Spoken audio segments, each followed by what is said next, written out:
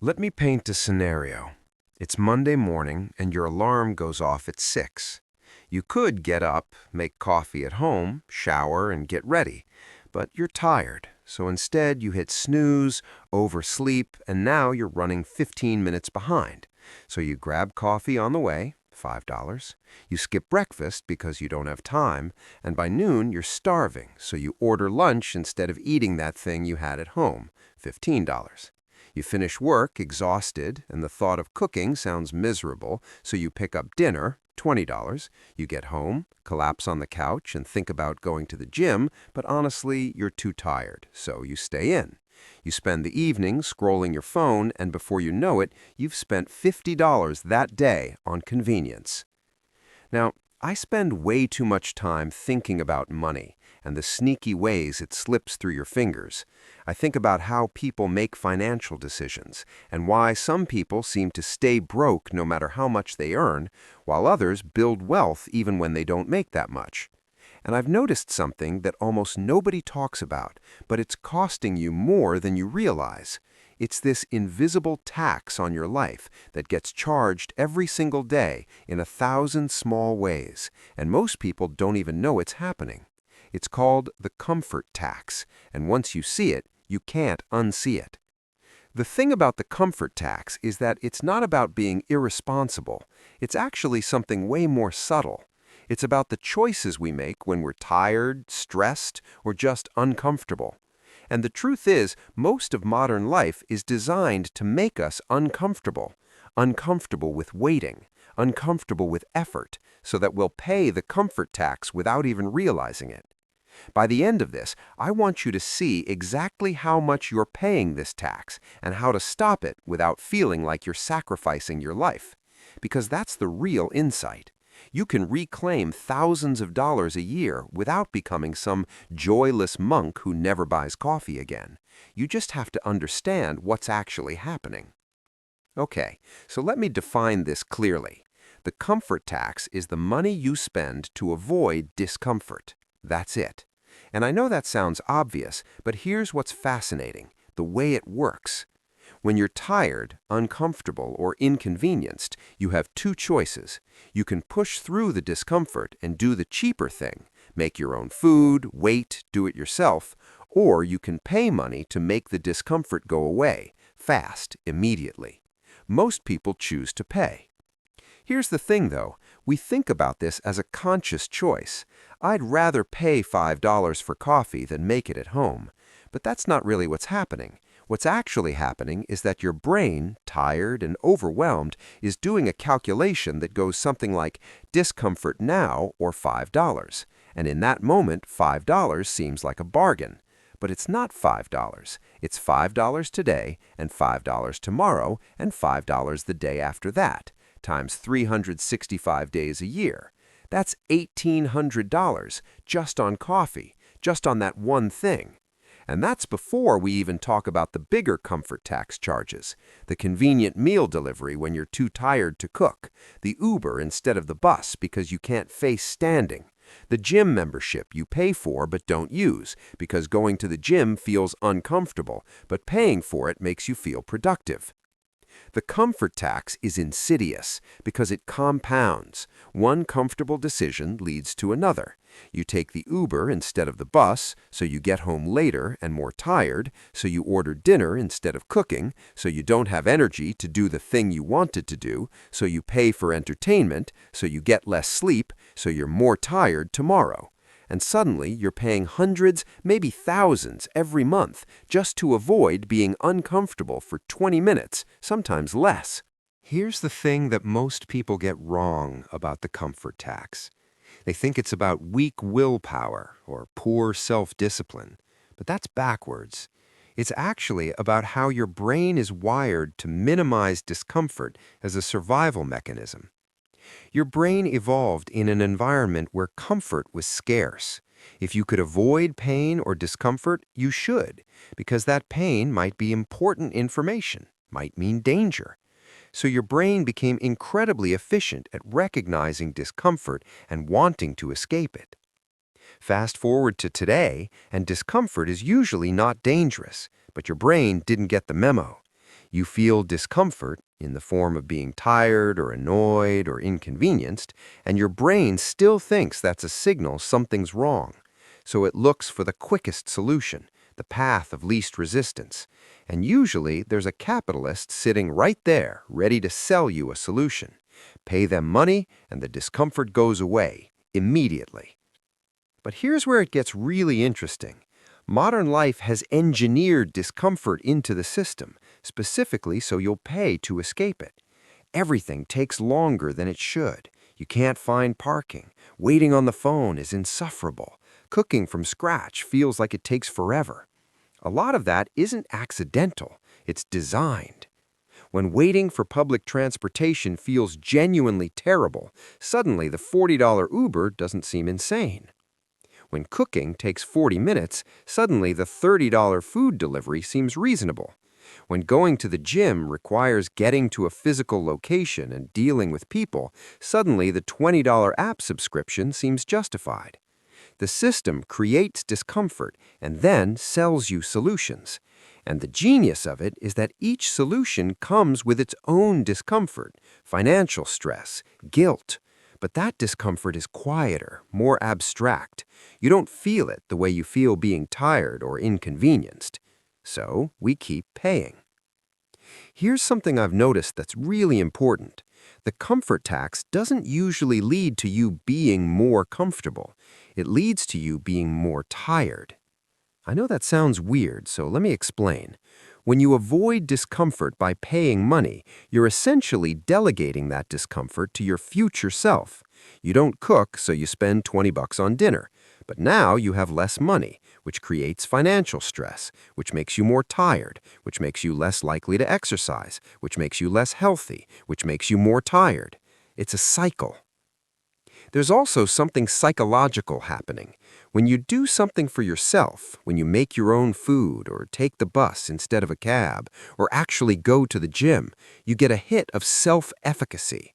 It's the feeling that you're capable, that you're in control, that you can do hard things. And self-efficacy is one of the strongest predictors of long-term success and well-being. It matters more than motivation. It matters more than circumstances. But when you always pay to avoid discomfort, you're eroding your self-efficacy. Every time you choose to pay instead of to push through, you're telling yourself, I can't handle this. I need outside help. And over time, that adds up. You start to believe it. And ironically, that makes you more uncomfortable, not less. You're now carrying around the weight of knowing you're avoiding things, that you're not doing what you should be doing, that you're spending money you don't have. So the comfort tax doesn't actually make you more comfortable. It makes you more tired and more anxious, and then you pay more to escape that anxiety. Let me do some math with you, and I want you to really think about this. Let's say you're average. You buy coffee on the way to work most days. $5, let's say 4 times a week. That's $20 a week or $1,000 a year, just on coffee. You're tired, so you get takeout instead of cooking, maybe 3 times a week. That's $30 a time. That's $90 a week or $4,700 a year, just on meals. You're too tired to go to the gym, but you pay for the membership anyway, $100 a month, $1,200 a year. You subscribe to 3 different streaming services, $35 a month, $420 a year. You take Ubers instead of public transportation because you're tired, let's say $2,000 a year. You've got various app subscriptions, meditation apps, fitness apps, all promising to solve problems, $200 a year. I'm at about $8,000, and that's just the obvious stuff. That's before the convenience items, the quick purchases, the things you bought because you were uncomfortable. $8,000 a year. Do you know what $8,000 could do for you? A car down payment, an emergency fund, a year of real fitness with a trainer, a course to learn a skill that could change your career, an actual vacation where you're not stressed about money. But instead, it's just gone, spent on avoiding 20 minutes of discomfort here and there every single day. And the thing that really gets me is that most of that stuff, the coffee, the meals, the transportation, none of it actually buys you more comfort. You're usually just running late to the next thing, already thinking about what's next, already feeling pressure to rush. You didn't buy comfort, you bought the illusion of comfort. And now you're broke. Here's where I think about my own relationship with money.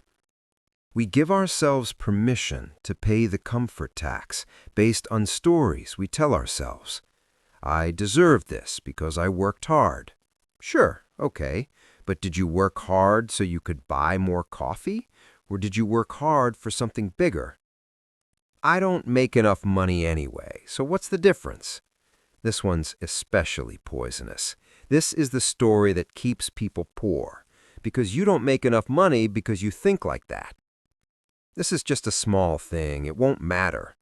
Maybe individually, no, but collectively, you know what they call lots of small things? A pattern, a lifestyle, the reason why you're broke. The comfort tax isn't really about the individual decisions. It's about the permission structure we build around those decisions. We tell ourselves these stories, and then we never question them again. They just become how we are. I'm someone who buys coffee. I'm someone who can't cook. I'm someone who needs apps. And once you believe that story, it becomes self-fulfilling. But here's the interesting part. The permission structure works the other way, too. If you can shift your story, you can shift your behavior. If you can change from "I'm someone who's too tired to cook" to "I'm someone who values my financial freedom more than I value avoiding 20 minutes of effort," everything changes. I want to be really careful here, because I don't want you to think I'm saying you should be miserable. That's not what this is about. The comfort tax isn't a problem because you're buying comfort. It's a problem because you're paying for the illusion of comfort, and it's not working. You're not actually getting more comfortable. You're getting more stressed. Real comfort isn't something you buy.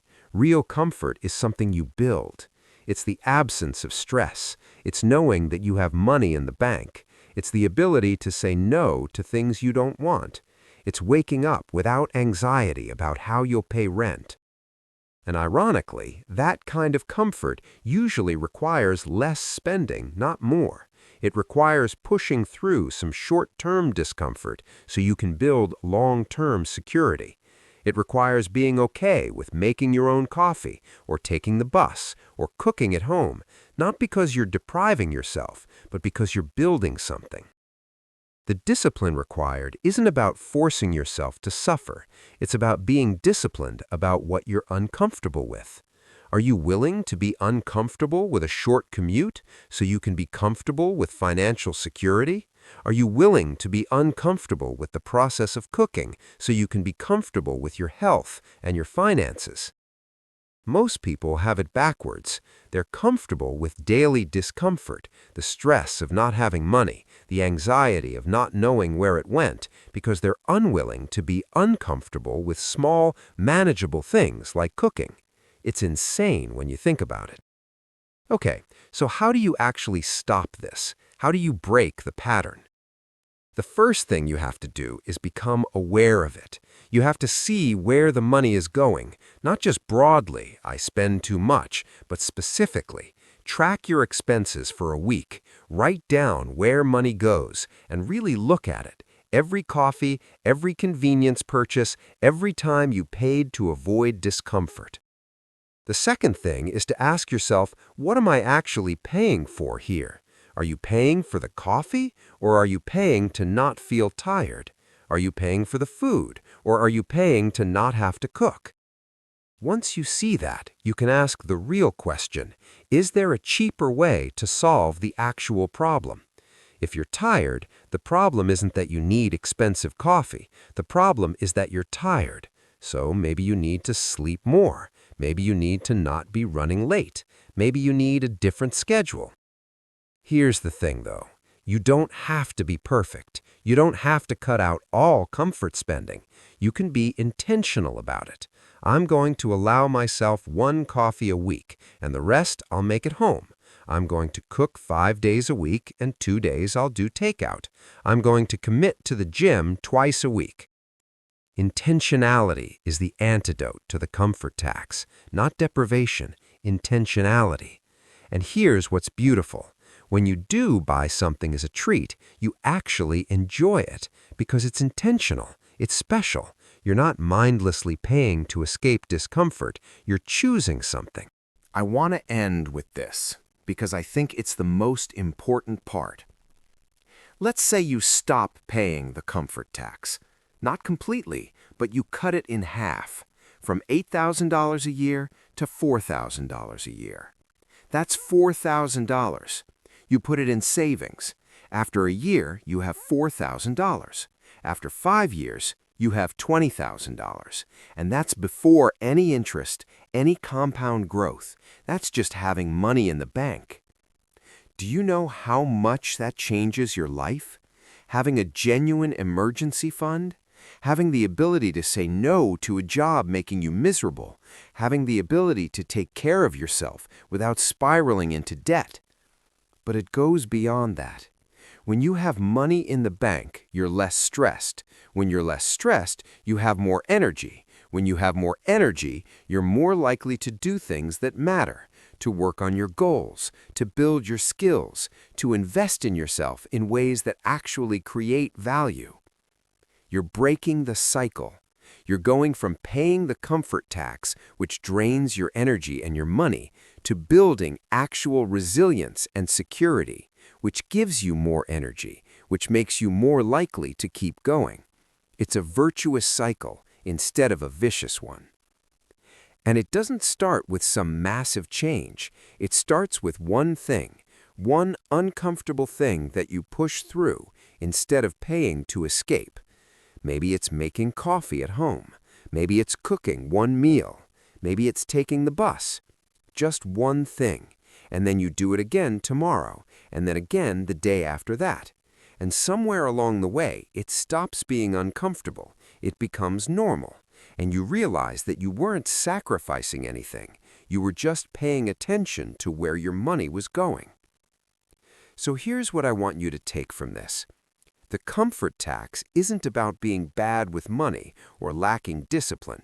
It's about the way your brain is wired, the way modern life is designed, and the stories you've told yourself about what you deserve and what you can handle. But none of that is permanent. You can see it, you can change it, and you don't have to become some ascetic monk who never enjoys anything. You just have to be intentional about where the money goes and what you're actually paying for. Because the truth is, the comfort tax doesn't buy you comfort. It buys you stress and exhaustion. It buys you the feeling that you're broken, that you can't handle discomfort, that you'll never build wealth. But you can. You absolutely can. You just have to stop paying this invisible tax. And it stops right now. It doesn't require a new year or a new job or some big life change. It requires looking at your coffee order differently. It requires pushing through the next time you're tired and want to order takeout. It requires choosing yourself and your future over the 30 seconds of relief the comfort tax promises. It's not easy, but it's simpler than you think, and it matters more than you realize. Thank you for thinking through this with me. The fact that you're here means that somewhere inside, you know there's something you want more than you want to avoid discomfort. And that's where it starts. What's your biggest comfort tax? Where are you paying the most for convenience? Let me know in the comments. And if this resonated, please share it with someone who needs to hear it. Thanks for watching.